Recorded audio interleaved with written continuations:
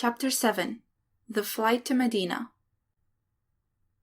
Muhammad and Abu Bakr hid in the cave for 3 nights, while the Meccans hunted high and low for them.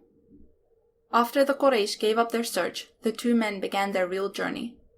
A hired nomad guide led them through the lowland and cross-country route along the minor treks northward. This roundabout journey took 8 nights. They reached the outskirts of Medina just before noon on the 27th of September, 622.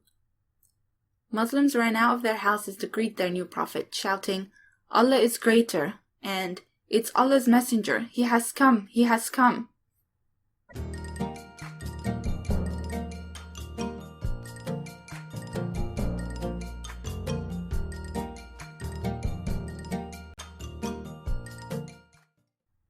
On the first day, Muhammad brought a field and said that they must build a temple, called a mosque. It would not just be their worship place, but also the court of justice, the political center, the community hub, and Muhammad's home. The Muslims baked bricks and built a 2-meter wall around the courtyard, about 30 meters or 33 yards square. Over the north end, they made a roof of unthatched palm branches to shelter the preaching area. The rest was open to the sky. Along the east wall, they built huts for Muhammad's wife and daughters. Abu Bakr built himself a house in the west wall. Muhammad gave other wall spaces and then the surrounding fields to all the Muslims who had fled to Medina with him. In this new village, Muhammad, now aged 51, was the chief. Islam was no longer a persecuted minority, but the whole village. 5 times a day, the thin black Bilal called, "Allah is greater, come to prayer," to summon the Muslims. At his call, hundreds of people gathered in the mosque. At the Friday midday prayers, Muhammad also delivered Gabriel's latest prophecies or preached a sermon. One of the first new prophecies was about prophecy itself. Whatever communications we abrogate or cause to be forgotten, we bring one better than it or like it. Do you not know that Allah has power over all things? Muhammad was preparing the Muslims to expect new rules for their new circumstances. If a new rule disagreed with an old one, then the old one has been cancelled and could be forgotten. Allah's laws were called the Sharia, which means pathway. They shaped the lifestyle of every Muslim. Muhammad was always talking about what was allowed, halal, forbidden, haram, or compulsory, fard. Some of his laws confirmed existing Arab customs, others ended them, and others were new. The process of shaping the Sharia continued until he died.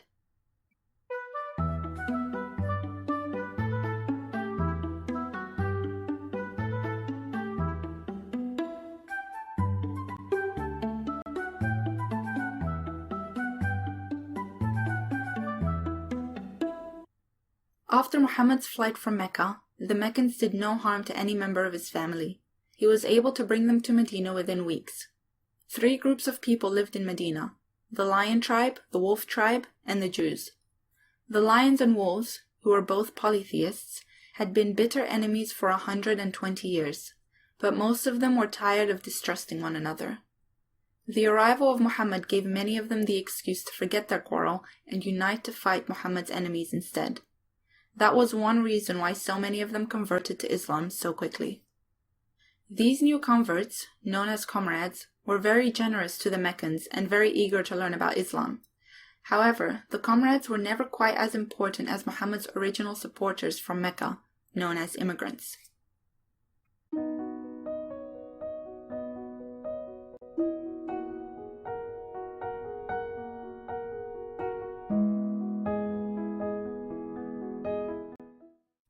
Muhammad had 2 problems. The first was poverty. Rich men like Abu Bakr, Umar, and Uthman, who brought their money with them, were able to return to trade quickly. But the poor Muslims were still poor. Worse, their old skills were not suited to the new culture, for Medina, being a cool, damp oasis, was a farming community. The Muslims had to accept the most basic labor. That winter, Ali was so hungry that he drew 16 buckets of water for a neighboring farmer who paid him 1 date per bucket. Some of the comrades leased out sections of their farms in exchange for half the produce so that the immigrants could work on them and take the other half. Some of the immigrants never found permanent work. 30 men with no money or family slept in the mosque courtyard under a roofed platform called the bench and begged for their food by day. Sometimes they tied stones to their stomachs to relieve their hunger pangs. Muhammad once tied his own stomach to 2 stones. One starving beggar was found in a faint right outside Muhammad's front door. It would be many months before the immigrants were a self-sufficient community.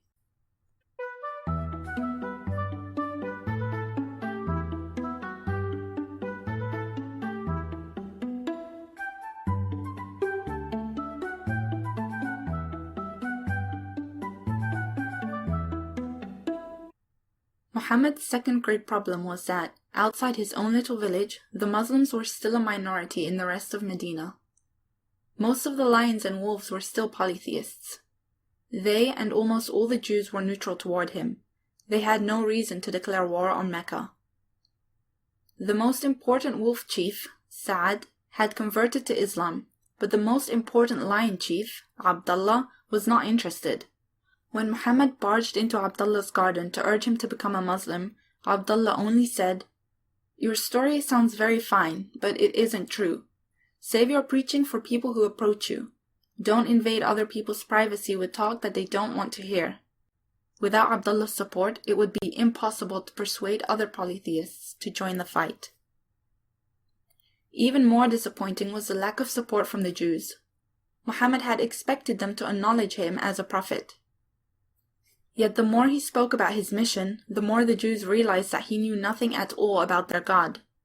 A Jewish chief named Huyay concluded that Muhammad was a false prophet, and he advised his family, "We must oppose him as long as we live." Since Muhammad could not take control of Medina quickly, the Muslims, Jews, and polytheists would need a formal agreement over how they would all live together. Muhammad sat down with the chiefs and they drew up a contract that applied to the whole city. These were the main points of the contract of Medina. 1. All citizens of Medina are allies. 2. People of Medina help each other against enemies from outside. 3. Nobody in Medina shows friendship to the Quraysh.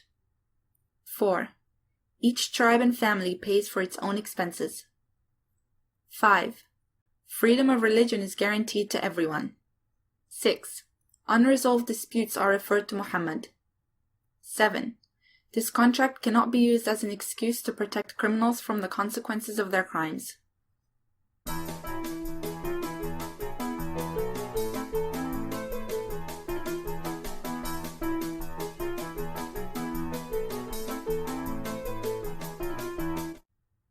Muhammad worked for several months on winning the support of the Jews. He visited their schools to explain that he followed the religion of Abraham and that he was a prophet foretold in their holy book, the Torah. Of course, he had not read the Torah, and he was no match for the Jewish scholars. He could not even recite the 10 Commandments, and he did not know that Solomon and Jesus were not supposed to be prophets. When the Jews tried to explain their faith, their message sounded so different from Muhammad's that he accused them of hiding relevant verses, twisting their tongues, confusing truth and lies, and deceiving their congregations. Whenever he did not know an answer to their questions, he accused them of hatred and spite. Gabriel gave him messages that they would go to hell. Soon the Jews were teasing him. They challenged him to perform miracles. They asked silly questions such as, "When will the world end? Who created Allah? What shape is his arm?" Muhammad responded by flushing crimson and rushing at the Jews with an unprophet-like rage. The Jews warned their polytheist friends, "Muhammad is not the prophet we told you about.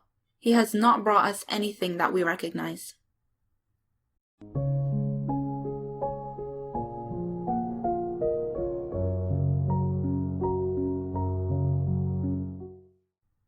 In April, one of the lion chiefs died without any sons. Since most of his sub-tribe had become Muslims, they came to Muhammad saying, "Our leader has died, so appoint a new leader over us." Muhammad at once appointed himself. This made his status as one of Medina's chiefs official. To make his position stronger, he proposed marriage to the old chief's sister-in-law. Perhaps Abu Bakr was worried that these new allies might push him out of Muhammad's inner circle. He decided to assert his own alliance with Muhammad. He approached his friend and asked, Wouldn't you like to consummate your marriage with my daughter Aisha now? Muhammad was quite willing. Aisha was slim, with a fair, rosy, pretty face. She was strong-willed, very intelligent, and had a fiery temper. He had no problem with the fact that she was only 9 years old. She was playing on a swing when her mother called her indoors and delivered her to her new house in the opposite wall of the mosque. When Comrade Woman greeted her at the door, wishing her blessings and good luck, Aisha realized that this must be her wedding day. The woman washed and perfumed her, combed her hair and dressed her up in a red striped gown and veil. She was still surprised when her bridegroom walked in. She had not known it would be Muhammad. The woman glided out of the house, for no feast or party had been planned. Yet Aisha was not afraid when she found herself alone with Muhammad, who took her in his arms and consummated the marriage. Aisha was a very young bride. She had not started to menstruate and she could not cook. Muhammad had to remind her to treat her camel gently. Once, she provoked her co-wife Soda into a food fight. She brought her dolls into her new home and played with them for years afterwards. As it happened, Muhammad did not marry the comrade girl, for she refused his proposal. Many Medinan women were too proud to share a husband with other wives, and Muhammad never married any of them. Nevertheless, he continued to acquire wives and sex slaves from other tribes for the rest of his life. 16 additional women were destined to enter his household, yet Aisha remained his favorite. Long after his death, she was to say, "None of his wives was more fortunate than I was."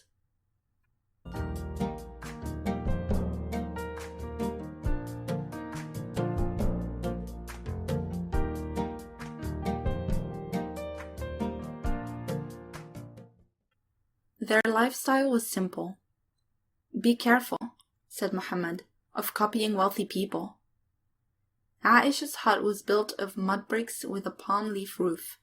Indoor walls of palm branches divided into the rooms. There were no indoor toilets for, as Aisha said, "We loathe and hate them." They had no lamp and no spare oil for burning in one. There was only one rough blanket on their bed. They did not buy new clothes if they had old ones that they could mend. Muhammad patched his own sandals and milked their goats himself. They rarely ate meat. They did not even eat barley bread for more than 3 days in a row, and sometimes they had nothing but dates for a month on end. Nevertheless, they were generous in charity. Muhammad taught, "The poor will enter heaven 40 years before the rich. Do not turn away a poor man, even if all you can give is half a date." Muhammad's wives and daughters distributed food to the people on the bench every day. Aisha once gave away her only loaf of bread. Another time she gave her last date to a widow, who broke it in half for her 2 young children. A beggar was only ever refused food if the larders of Muhammad's family were exhausted.